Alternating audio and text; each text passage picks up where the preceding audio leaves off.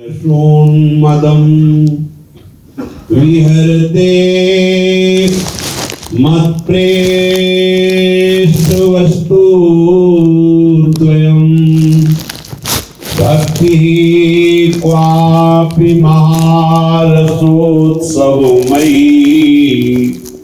यत्रैव निष्यन्दते यत्रैव प्रविशन्ति नैव निगम श्रेणीगिरां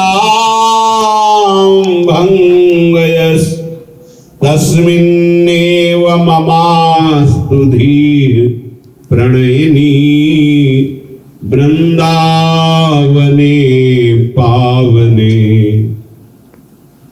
यत्रैवातिरसोन्मदं विहरते मत्प्रेष्ठ वस्तुद्वयम्। मेरे परम प्रीतम प्राणाधार जो दो रूप धारण किए हुए लीला विलासरत हैं श्री श्यामा श्याम, यहाँ यत्रैवातिरसोन्मदम अति रस उन्माद से युक्त है। इसका एक आंतरिक भाव आ रहा है कि जब कोई आनंद विकल होता है तो उसको लगता है क्या दे दूं। अति उदारता उसके हृदय में छा जाती है जब आनंद की। तभी तो देखो ना नेछावर बांटना ऐसे सब, जब आनंद की ये तो रस की उन्मत्तता में रस समुद्र से प्रिया प्रीतम है। भाव क्या है? बोले यदि इस वृंदावन धाम में तुम्हारी बुद्धि स्थिर हो जाए तो तुम्हें रस के लिए कोई साधन नहीं करना, और ये रस आता भी नहीं साधन से, या गुण साधन ते नहीं होई तुम्हारी कृपा पाव कोई। तो ये रसोन्मदम विहरते मत प्रेष्ठ वस्तु द्वयम, ये वस्तु प्रदान कर देते हैं। अति उदार हैं और परस्पर प्रेम उन्मत्तता में मगन है, और यहाँ वृंदावन में प्रतिपल वो लीलापरायण है, यहाँ विहरण कर रहे हैं। तो भक्ति क्वापि महारसोत्सवमयी यत्रैव निश्चिन्द्यते, यहाँ रसमयी भक्ति संपूर्ण श्रृंगार करके विहरण कर रही है। देखो रसोन्मत्त प्रिया प्रीतम और रसमयी भक्ति जो श्रीधाम वृंदावन का अभिमान त्याग करके आश्रय ले लेता है। तज के सब अभिमान बड़ा कठिन है। कृपा जब होती है तो हम लोग पहचान नहीं पाते और अपने में गुण बुद्धि करके उस कृपा को ठुकरा देते हैं। फिर बाद में बड़ा पछतावा होता है और सोचते हैं कि पुनः एक बार ऐसी कृपा हो जाए तो लाडली लाल फिर कृपा करते हैं, पर फिर उसका वो स्वभाव और वो अहम उसको फिर उस कृपा से वंचित कर देता है। बार बार ऐसा ही होता है। नहीं तो यहाँ जो प्रेम लक्षणा भक्ति है और उस भक्ति का जो परम फल है प्रिया प्रीतम, दोनों यहाँ उदारता से उन्मत्त होकर के विहरण कर रहे हैं। भक्ति क्वापि क्वापि कह रहे हैं, पर उसको कहने में नहीं आ रहा कि वो कैसी उन्मत्त करने वाली भक्ति है। वो कह रहे क्वापि, कोई है जो अनिर्वचनीय है जिसे हम संबोधन नहीं कर सकते। भक्ति क्वापि, पर इस आगे से समझ लो महारसोत्सवमयी यत्रैव निश्चिन्द्यते, जहां प्रवाहित हो रही है, प्रतिपल विहरण कर रही है, जो अभिमान रहित और अनाश्रित भाव से आश्रित हो जाता है। अभी तो हम अनाश्रित ही नहीं हैं।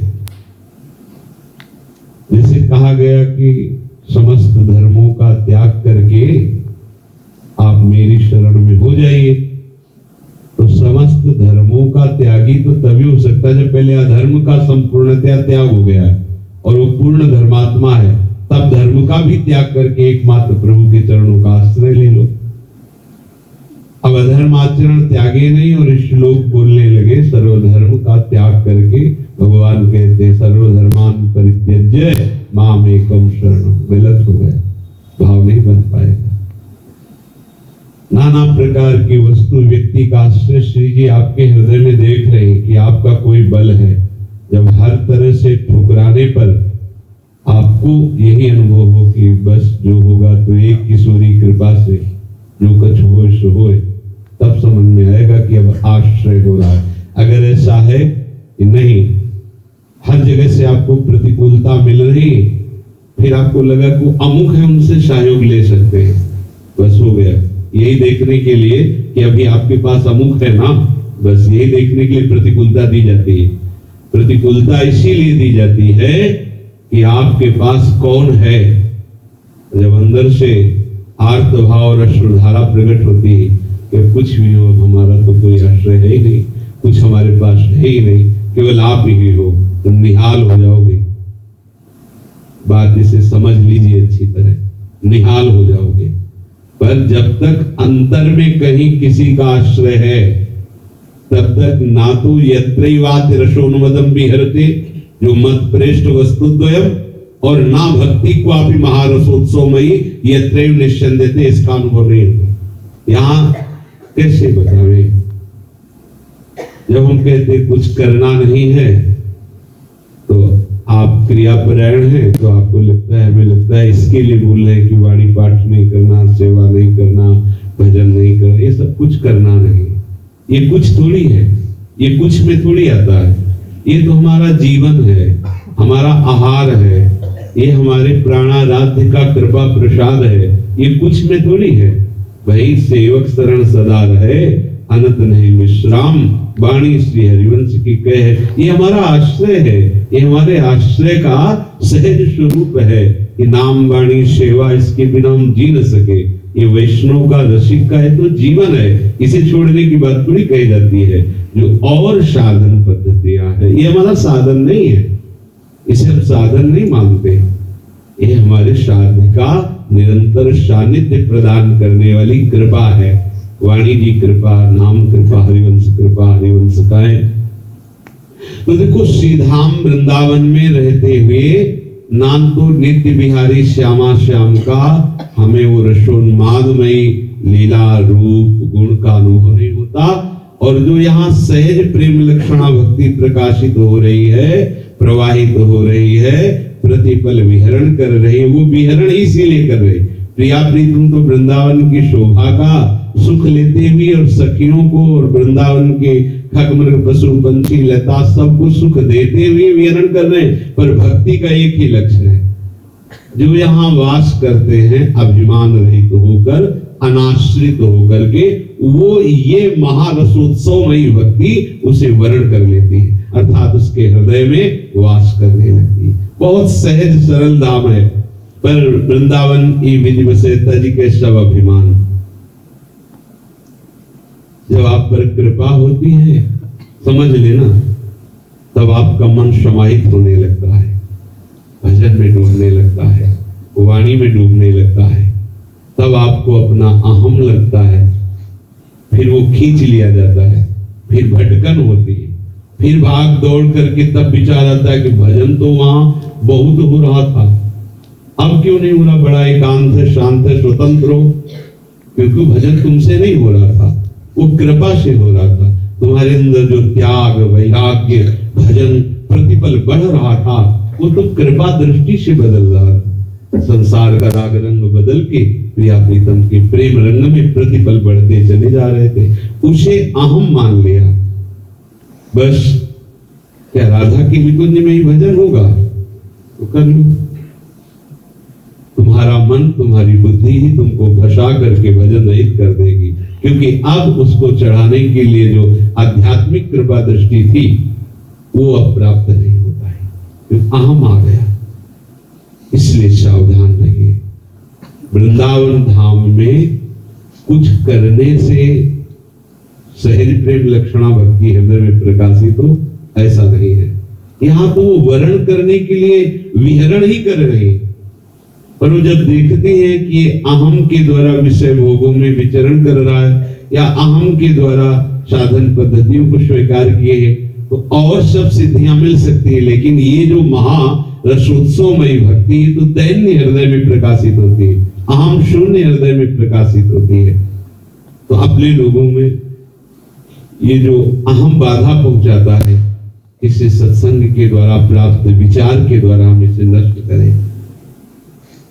यत्रैव प्रविशन्ति नैव निगम श्रेणी गिराम भंगयस तस्मिन्नेव ममास्तु धीः प्रणयिनी वृंदावने पावने। मेरी बुद्धि श्री धाम वृंदावन की कृपा से ऐसे प्रेम को प्राप्त होती है जहां यत्रैव प्रविशन्ति नैव निगम श्रेणी गिराम भंगयस, जहां वेद का सार उपनिषद और भी जितने आगम निगम पुराण है, कह रहे हैं यत्रैव प्रविशन्ति नैव, स्पष्ट वर्णन कर रहे हैं कि इनका प्रवेश ही जहां नहीं है। तो इनके बताए हुए साधनों से क्या आपका प्रवेश हो जाएगा क्या? जब इन्हीं का प्रवेश नहीं है, यत्रैव प्रविशन्ति नैव निगम श्रेणी गिराम भंगयस, जो वेद वाणी है, जो उपनिषद है, जो अन्य सब महामहिमा में भगवत स्वरूप शास्त्र है, सिद्धांत है, उनका इस महारसोत्सवमयी भक्ति में प्रवेश ही नहीं है। इसलिए महाप्रभु ने कहा वृंदान सर्व महताम पहाय दूरा वृंदा कवि मनुष्य प्रणीन चेता तस्मिन्नेव ममास्तु धीः प्रणयिनी वृंदावने पावने। इसी पावन श्री वृंदावन धाम में मेरी बुद्धि आसक्त हो जाए, रस निमग्न हो जाए। वृंदावन में बस यही मनाओ कि हमारी पहले तो आसक्ति हो जाए कि अब किसी भी तरह के लाभ की आकांक्षा या हानि का भय हमें वृंदावन से दूर नहीं कर सकता। कोई बाहर हमें बड़ा प्रलोभन दे, लोक परलोक परमार्थ स्वार्थ व्यवहार, ये हमें न घसीट पावे और ना हमें कोई भय घसीट पावे कि शरीर रोग ग्रसित हो गया या कहीं ऐसा अपराध न बन जाए या कहीं, ये सब दोनों चीजें छोड़ दो। आश्रित का कोई अपराध नहीं होता, मान लेना, अहंकारी को ही दंड मिलता है। अगर आप आश्रित हैं, कहीं आप फिसल जाते हैं, वो कोई अपराध नहीं माना जाता। ये हम आंतरिक आपको बात बताते हैं। जैसे बच्चा माँ के आश्रित है तो माँ की गोद में ही मल मूत्र का त्याग करता है, तो माँ कोई अपराध थोड़ी मानती है। रसोई में मल त्याग कर देता है, उसको पवित्र इसका कोई, क्योंकि वो माँ के आश्रित है, सारी जिम्मेवारी माँ की है। तो वृंदावन माँ की तरह उस उपासक को दुलार करता है जो सब जगह से आश्रय रहित होकर केवल वृंदावन का आश्रय लिए। सदगुरुदेव भगवान से एक बार प्रश्न किया था बहुत समय पहले, जब नए नए थे, तो महिमा वृंदावन की और अपराध वृंदावन की दोनों बातें सुनी थी संतों से। तो गुरुदेव भगवान से कहा जब यहाँ बराबर रहा जाता है तो स्वभाव के अनुसार ही जीव बर्ताव करता है, कर्म विवश है, जो उसके संस्कार हैं उनसे तो ऐसा तो नहीं कि आज से हम वृंदावन वास कर रहे हैं तो परमहंस स्वरूप होकर वास करेंगे। हमारा जो स्वभाव है, हमारी जो चेष्टाएं हैं, धीरे धीरे कृपा से शासन में आएगी, पर हो सकता है कोई गलती हो जाए जो परम पवित्र धाम में सोचा भी नहीं जा सकता, ऐसी गलती हो सकती है, महाराज फिर तो उसकी दुर्गति हो जाएगी। तो गुरुदेव भगवान थोड़ी देर मौन रहे, वैसे ही स्वभावता कम बोलते हैं। फिर कहा कि जो बाहर से धाम का लाभ लेने आते हैं उनको बहुत सावधान रहना चाहिए कि उनसे कोई अपराध ऐसा ना बने, क्योंकि वो बाहर आश्रय लिए हैं, तो इसलिए उनको 2 दिन के लिए 4 दिन के लिए आए तो बहुत कम भोजन करके खूब भजन करते हुए मौन सावधान, क्योंकि कमाने आए ना भक्ति रस को, और जिसने वृंदावन को अपना जीवन दे दिया है, यदि उससे कोई अपराध होते हैं तो वृंदावन उस अपराधों को मानता ही नहीं। हमका जैसे मलमूत्र त्याग किया जाता है, सूरज पे और भी कई तरह की अपवित्रताएं, तो गुरुदेव भगवान ने यही कहा था वृंदावनी प्रभाव सुन अपनो ही गुण देत, जैसे बालक मलिन को मात गोद भर ले। परम पावन धाम जहाँ हमारी सोच भी नहीं पहुंच सकती, मन भी नहीं पहुंच सकता, वहां हमारे द्वारा मनुष्यकृत कार्य होते हैं, मनुष्यकृत कार्य होते हैं, तो हमारे अपराध ही अपराध हैं। तो जो वृंदावन धाम का आश्रय और वास अखंड स्वीकार कर लिया, अब वो अपने स्वभाव कर्म व्यवस्था यदि कोई ऐसे आचरण बन जाते हैं तो वृंदावन धाम उसे मानता ही नहीं, अर्थात अपनी कृपा से क्षमा करके उसे प्रेम मार्ग में बढ़ाता है। पर जो अन्य आश्रित हैं और धाम का लाभ लेने के लिए आए और फिर यहाँ मनमानी आचरण करते, तो फिर दोनों बात है, यहाँ सुकृत भी बड़ा है और दुष्कृत भी बड़ा है। जो बालक की तरह वृंदावन धाम में समर्पित हो गया है, अनाश्रित होकर, उसके लिए बस एक ही विधान है वृंदावन, दूसरा कोई विधान नहीं। यहाँ ना कि भगवत पार्षदों का विधान चलता है, ना यहाँ यम का विधान चलता है, ना यहाँ ब्रह्मा विधि का विधान चलता है, यहाँ वृंदावन में श्री जी का विधान चलता है। और श्री जी परम करुणामय है, तो ऐसे वृंदावन परम करुणामय है। नहीं तो अगर अपने अपराधों का फल आवे तो भजन क्या होता है, अपराध क्या होता है, दोनों का कुछ न कुछ सत्संग से तो परिचय हो ही गया है। तो अपने लोग सोचो कैसी हालत हो। तो जिसने वृंदावन को अपना जीवन समर्पित कर दिया है, तो वो ना तो कभी भयवश वृंदावन छोड़े, ये अपराध बन जाएगा, और ना कभी प्रलोभनवश कि अमुक व्यक्ति हमारा सहयोग कर देगा। अमुक जब तक अंदर है, मान लो सहयोग हो सकता है आपका, लेकिन जब तक अंदर आपकी वृत्ति है तब तक बात बिगड़ी ही है, चाहे जितने बुद्धिमान हो ये समझ लेना। कोई है आश्रय, जब आपको ये दिखाई दे और राधा वल्लभ जी के पास जाकर के कहो कि महाराज वास्तविक हमारे पास अब कोई व्यवस्था नहीं, आपके सिवा हमारा कोई नहीं, तब जान लेना कि आपका आश्रय पुष्ट हो रहा है। ये तो दूसरी बात कही जाती है कि भाई आपके परिवार घर से चाहे तो मान लो श्री जी का ही वो मान लो, है नहीं, आप वनवासी हो, विरक्त हो, भगवत आश्रित हो, नहीं, श्री जी के आश्रित हो, श्री जी के आश्रित अंदर से। तो दूसरी मान्यता इसलिए कि आज का समय नहीं कि आप यमुना किनारे एकांतवास करते हुए जैसे बच्चा बच्ची स्वरूप है, ठीक है ऐसे, पर अंदर से श्री वृंदावन धाम और श्री जी के आश्रय में ये कमी पैदा ही करता रहेगा। मान लो वाली बात, कमी पैदा ही करती रहेगी। तो चल रहा है तो चल रहा है, लेकिन आप उस पर आश्रित मत होइए, कल वो आश्रय मर सकता है, क्योंकि मरण धर्म आश्रय लिए हो, फिर आना तो इसी गली में पड़ेगा। लली की गली में ही चैन है और कहीं। अभी हमें विश्वास नहीं हो रहा ना, क्योंकि आश्रय नहीं, इसलिए विश्वास नहीं। अगर आश्रय विश्वास हो जाए तो चमत्कार प्रकट हो जाए। अंदर से झांक कर देखो, अब भी भगत हैं आपके, तो आप श्री जी के कहां भगत हैं? जिनको ऐसा है कि अमुक से मिलने पर हमारी व्यवस्था हो सकती है, यही देखने के लिए तुम्हें प्रतिकूलता मिलती है कि अभी अमुक से व्यवस्था हो सकती है ना। जब आपको अंदर से ढूंढने पर पता चले कि लली के चरणारविंद के सिवा अपना तो कोई आश्रय नहीं, वास्तविक कोई नहीं है, बस निहाल हो गए, बात समझ लेना। यहाँ महारसोत्सवमयी भक्ति वर्ण करने के लिए व्याकुल है।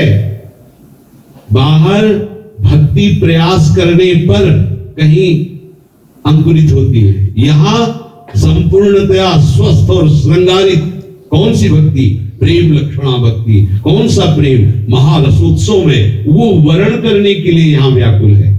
पर जब तक दैन्य नहीं है, अनाश्रित नहीं है, अन्य से अनाश्रित और वृंदावन का आश्रित, तब तक ये भक्ति स्पर्श भी नहीं करती। ध्यान रखना, ये प्रिया प्रीतम की एकांतिक भक्ति स्वयं से व्याकुल है आपको वर्ण करने के लिए धाम में, पर जब तक अभिमान है और अन्य आश्रय है तब तक ये स्पर्श नहीं करेगी। लिख लो इस बात को दिमाग में अपने, तब तक स्पर्श नहीं करेगी। आपको ऐसी उबाल नहीं आएगी कि प्राण निकल रहे हैं, क्या करें, ऐसा। ये किसी साधन का फल नहीं है, ये रोग है। ये वो रोग है जो किसी भी तरह शमन नहीं होगा, क्योंकि अब वो चढ़ गया। भव रोग आदि तो न जाने कैसे कब भस्म हो जाते हैं, पता ही नहीं चलता। इस रोग के आते प्रेम रोग जब प्रकट होता है तब शमन हो जाता है। इसे देखा गया है। कोई अपनी विचारधारा की भाई विचार में डूबे एकदम भाव, कुछ नहीं, ऐसे पकड़ के ऐसे डुबो दिया जाता है, ऐसे पकड़ा गया ऐसे डुबो दिया गया, तब लगता है तो की कृपा है, तो की कृपा। इस रसमयी भक्ति में हमें डूबना ही है। इसके लिए हम दो बातें विशेष ध्यान रखें। पहले तो तस्मिन्नेव ममास्तधि प्रणयिनी वृंदावने पावने, पावन श्री वृंदावन धाम में ही हमारी बुद्धि आसक्त हो जाए। बाहर हमें महल मिले रहने के लिए, सारी व्यवस्थाएं मिले, खूब एकांत शांत, कहीं चिड़िया भी नहीं चहक रही, हमें नहीं जाना, नहीं रहना।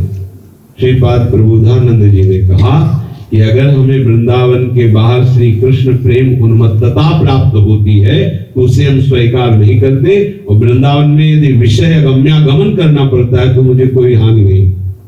कैसा बोल गए महापुरुष ने। श्रीधाम वृंदावन की कैसी अद्भुत बात है, जो इतने बड़े महापुरुष ऐसी बात बोल गए। कोई ऐसे वैसे बोलता तो कि विषय है, विषय प्रधानता होगी, तो श्री कृष्ण प्रेम भी नहीं। बाहर हम चाहे जितने कष्ट की परिस्थिति में हो, हमें कोई कष्ट नहीं है, स्वीकार कीजिए, क्योंकि हमारा परिणाम बहुत बढ़िया है और श्री जी से है वो परिणाम, हमारे साधन से है नहीं। बस आश्रित होने के लिए दो बातें ढूंढ लीजिए हृदय में। खूब आश्रय तत्व पर आप श्रवण कर रहे हो, खूब बोला गया है, पर पकड़ में आपके नहीं आ रहा में वो, क्योंकि जब ऐसे छेड़ा जाता है तो निकल आता है जो आश्रय होता है। भैया, मौसी, मम्मी, पापा, रिश्तेदार, नातेदार, भगत, मित्र, व्यवहारी, कभी किसी ने फोन नंबर दिया, जब जरूरत पड़े महाराज तब जरूर कर देना। आग लगा दो ऐसी बात पर। हमें बर्बाद करने के लिए माया ये अपने सूत्र फेंक रही, हमें नहीं स्वीकार करना। सच्ची मानिए, आप बैठ करके तो देखिए श्री जी के चरणों का आश्रय लेकर। सुरतरु कामधेनु चिंतामणि भगवत रसिक अनन्य लीके। आपने श्री जी की कृपा को ठुकराया है, लाडली जी के दुलार को आपने अपने गुण अहम में देखा है कि ये मेरे गुणों का सम्मान हो रहा है। अब आपकी जब तक उस गुणाभिमान की धज्जियां नहीं उड़ जाएंगी तब तक आश्रय तत्व जागृत नहीं होगा। देख लेना, अन्य आश्रय पकड़े रहोगे किसी न किसी भाव से।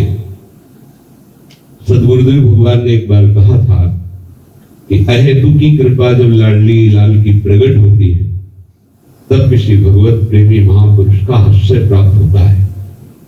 अहेतु की कृपा से प्राप्त उस भगवत भक्त के चरणारविंद के सानिध्य को कभी भी अपनी अभिमान या अपनी बुद्धिमत्ता या अपनी गुणवत्ता को लेकर कभी अवहेलना नहीं कर देनी चाहिए। नहीं, प्राप्त कृपा को ठुकराने वाला जीवन भर भटकता रहता है, फिर उसे वो वस्तु की प्राप्ति दुर्लभ हो जाती है।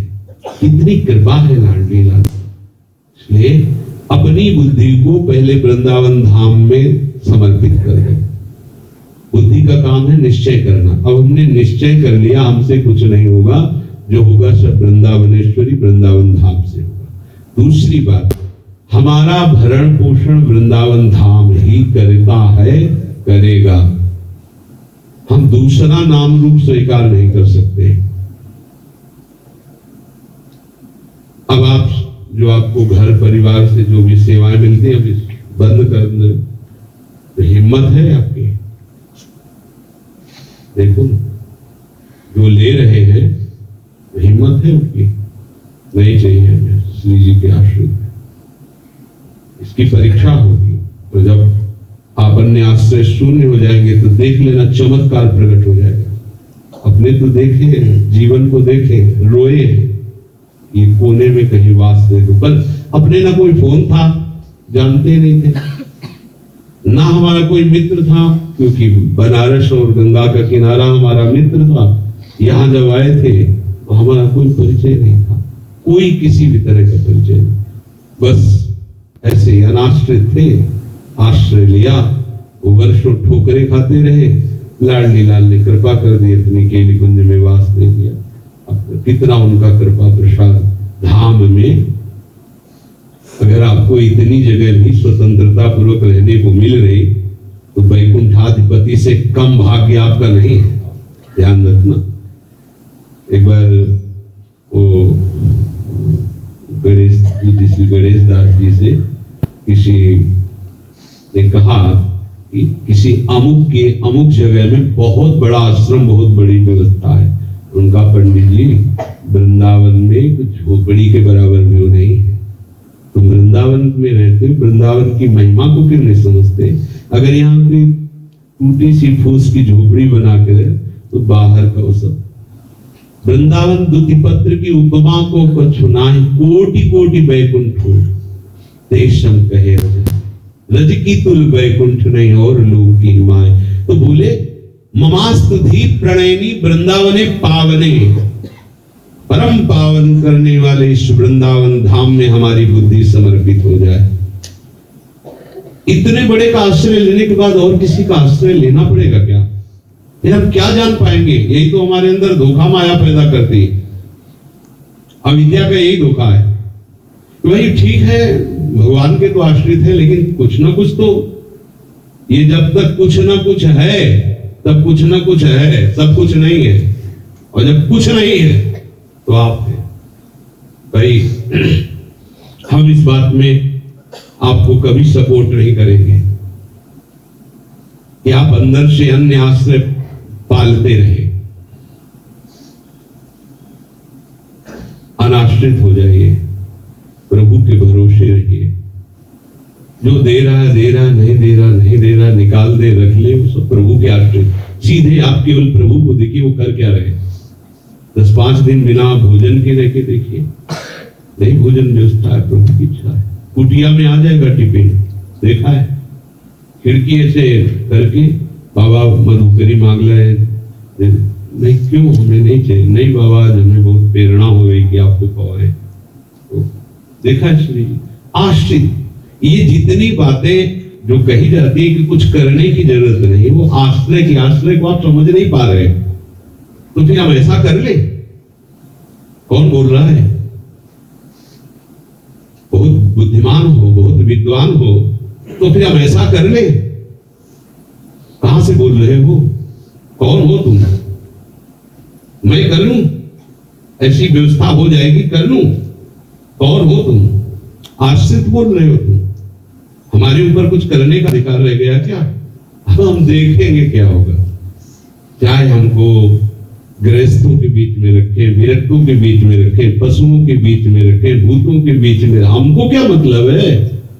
हम तो आश्रित हैं। महल में रखो, झोपड़ी में रखो, जैसे हमारा कोई प्रश्न नहीं है। ज्यों ज्यों राखत हो त्यों त्यों रहियत हो हरि। बातें बनाना, उपदेश करना सरल है, आश्रित होना बहुत कठिन है। जबकि आश्रय में कोई बात नहीं, कोई हाथ उठा देना है। हाथ उठा देने को तब अंदर से, जब एक भी गोली नहीं रहती तभी बदमाश जो है आत्मसमर्पण करता है। अगर एक गोली होती तो सोचता है बड़े अधिकारी के तो मार ही थे हम।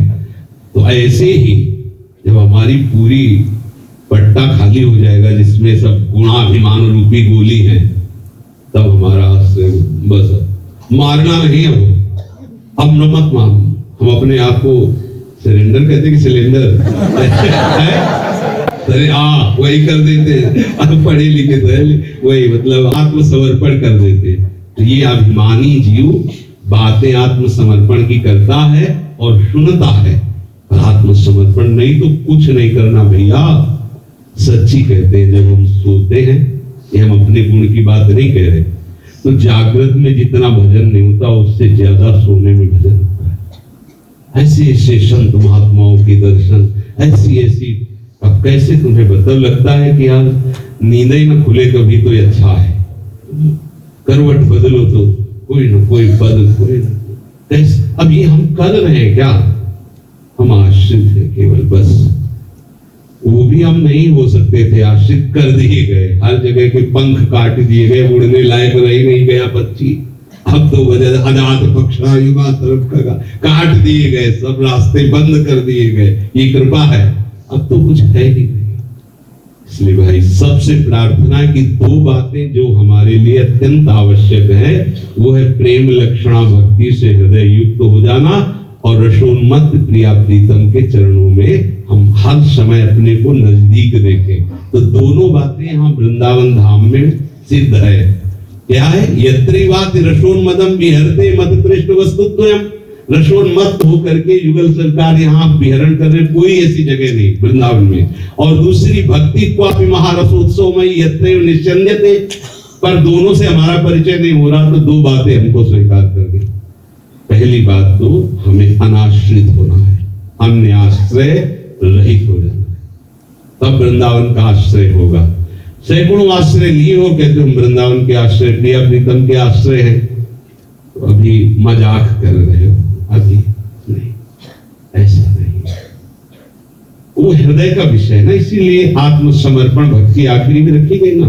यदि आप समझ जाओ तो पीछे नहीं जाना पड़ेगा, यही स्वीकार।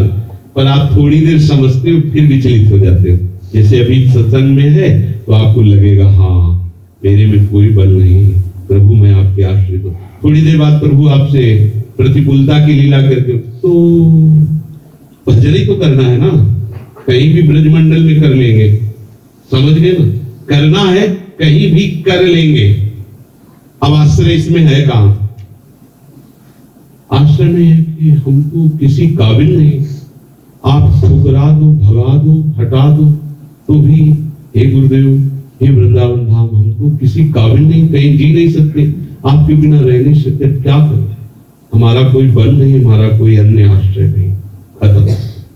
यहां से अब आपका काम खत्म, काम पूर्ण हो गया। अब आप पूर्ण काम हो गए, आपका कोई कर्तव्य नहीं। अब आपके गुरु आचार्य इस अब इनका जो कर्तव्य है वही अपने कर्तव्य को दे, क्योंकि आप समर्पित हो चुके हैं। हमारा जो बार बार आश्रय तत्व पर बोलना है कि कलयुग है, ऐसी पवित्र बुद्धि, पवित्र भोजन, पवित्र व्यवहार नहीं है कि हम शास्त्रीय सिद्धांतों का पालन करके इस भवबंधन से मुक्त हो जाए। फिर प्रेम तो अत्यंत दुर्लभ वस्तु, तो साधन से मिलती नहीं। तो दोनों बातें सहज में आपकी हो जाएंगी। आश्रय होने से भवबंधन मुक्त हो जाओगे, और भवबंधन मुक्त ही नहीं, निर्कय जुगल किशोर, निर्कय जुगल किशोर भोर और रैन न जाने, पिए रूप रस मत भयो कछु मन ही नाने। ये अक्षरशः सत्य है। पहले इसमें लगो, आसक्त हो, आश्रित हो, फिर आपको ये एक एक शब्द पिए रूप रस मत भयो कछु मन ही नाने, प्रेम लक्षणा भक्ति होए ही आनंदकारी, और वृंदावन वास सखी सुख के। इतना अद्भुत बात कह रहे, सब कुछ प्राप्त हो जाता है। तो दो बातें अंदर ढूंढ लो, अन्य आश्रय। भाई ये जीवन हमारा श्री जी के लिए है, अब इसमें कच्चाई नहीं रखेंगे। हम मरने के लिए तैयार हैं, अन्य आश्रय नहीं स्वीकार करेंगे। ऐसा ही जब तक नहीं होता, जब कानपुर से हुआ कि 1600 रुपए की दवा, 1600 रुपए की केवल महीने चलेगी, और वृंदावन 16 रुपए की व्यवस्था रहेगी, टूटी छत वैसे उसके नीचे न मांग के खाना। तो अब मरने जा रहे हैं, हम नहीं रुकेंगे यहाँ, 3-4 दिन औषधि हमें भेजो। शुरुआत की बात है, जब कुटिया पे आए, परिक्रमा मार्ग में लौटे और विचार किया प्राण त्यागना है, जब तक जीवन है बस यही रज में है। सब व्यवस्था वही कर रहे हैं, देखो कैसे कर रहे हैं। उनको ऐसे रखना है, ऐसे रख रहे हैं, उनको जब बुलाना, हमें श्री जी की सेवा में ही तो रहना है। प्रगट में है तो हम, और शरीर छूट जाए तो हम नहीं जा, हमें क्या परेशानी कि शरीर रहे कि छूटे। हम तो सेवक है, सेवा करना जहाँ स्वामी रखे, जितने मिनट प्रगट सेवा ले ले, जितने मिनट अंदर से, वो उनकी बात है। जो जो राकत होती है रही है। आश्रय जब तक अन्य है, सब वहां कहा जाता था कि महाराज सब अपने परिचय के यहाँ, समय समय से एक एक घर से आपको अलग अलग भोजन व्यवस्था सब हो जाएगी। आप क्यों वृंदावन जा रहे हो? गुरु आश्रम में सब व्यवस्था हो जाएगी। अगर व्यवस्था का आश्रय ले लेते तो मर गए हो। शरीर भले बना रहता है, लेकिन मन और तन दोनों की दुर्गति हो जाती। देखो भगवत आश्रय लिया, अब नहीं, कैसी भी स्थिति, यहाँ आ गए, बगीचे में कुर्सी में बैठे, श्री जी का पावन यश सुनने को मिल रहा है, नाम कीर्तन सुनने को मिल रहा है, सब संतों का सानिध्य मिल रहा है, और कुछ नहीं हो रहा तो धाम वास हो रहा है। इतनी कृपा है। जो औषधि, जो भी व्यवस्था कैसे चल रही है, आश्चर्य। कैसे 250 ग्राम दूध के लिए पैसे नहीं थे, है? और लाखों का केवल इस शरीर का खर्चा हो रहा है। आश्रय, अगर एक भी व्यक्ति का आश्रय लिए होते तो आज हमें परेशानी होती। किसी का आश्रय नहीं। लाडली जी का है, देखो सब ऐसे फूल जैसे सब खिलता चला जा रहा है, कोई परेशानी, किसी को कोई परेशानी नहीं। ये हम आपको आश्रय की बात बता रहे हैं। ये तो शरीर धर्म की बात है। हृदय धर्म की बात अभी आपको बताई कि सोना जागने से भी अच्छा लगता है, क्योंकि उसमें तो आप निश्चित समझ लो जीने से भी अच्छा होगा जब शरीर छूटकर आप श्री जी के पास जाओगे। ये सब आश्रित को ऐसे ही उस दिन कह रहे थे ना उन महापुरुष के वचन की, मुक्त में मोक्ष की प्राप्ति हो जाती है, मुक्त में कल्याण की प्राप्ति हो जाती है। लेकिन किसको? आश्रित जनों को। जहां आप आश्रय की बात करोगे वहीं आपके सामने प्रतिकूलता या अनुकूलता, दोनों समझना, अनुकूलता या प्रतिकूलता फेंकी जाएगी। कब? थोड़ा भुला के, अभी नहीं कि गेट के बाहर निकलते, थोड़ा भुला के, खा पी के जब आप थोड़ा स्वतंत्र होगे उसी समय फेंकी जाएगी। अब आपका यदि आश्रय बदलता है अनुकूलता या प्रतिकूलता में, आश्रय बदलने का मतलब ये नहीं कि आप पीला उतार करके लाल पहन लेंगे या कहीं चले जाएंगे। मन की केवल सुई अगर ऐसे हुई तो अधकच्चे फिर हो, उसी आश्रय दाता से ही आपकी पुष्टता होगी। लेकिन गए, और अगर केवल इसी में है, एक भरोसो, एक बल, एक आस विश्वास, कुछ नहीं करना भैया। वाणी जी यहां से स्फुरित होती है, नाम गूंजता है। जब तक राधा राधा ऐसे थोड़ी करना पड़े, गूंजता है, ऐसे गूंजता है, जैसे मधुमक्खी भनभनाती रहती है ना, ऐसे राधा नाम भनभनाता रहता है। आश्रित की खोपड़ी में भनभनाता रहता है, वो नशा सा चढ़ता रहता है, घूमता रहता है, घूर्णित नेत्र उसके आनंद। अब आप अहम की धरा में तो कैसे इस बात को समझोगे? बिल्कुल सच्ची बात। अन्य आश्रय अंदर से नहीं, प्रियालाल के धाम नाम के आश्रित, और एकमात्र प्रियालाल हमारे ही साधन है और कुछ नहीं। वही सब कुछ करवा रहे, अभिमान नहीं। दो बातें अगर आपकी सुधर गई तो आश्रित पक्के हो गए और सब काम बन गया। रस प्रवाह भक्ति हृदय में और रसोन्मत्त प्रिया प्रीतम नेत्रों में, हृदय में विहार करेंगे। श्री राधा वल्लभ।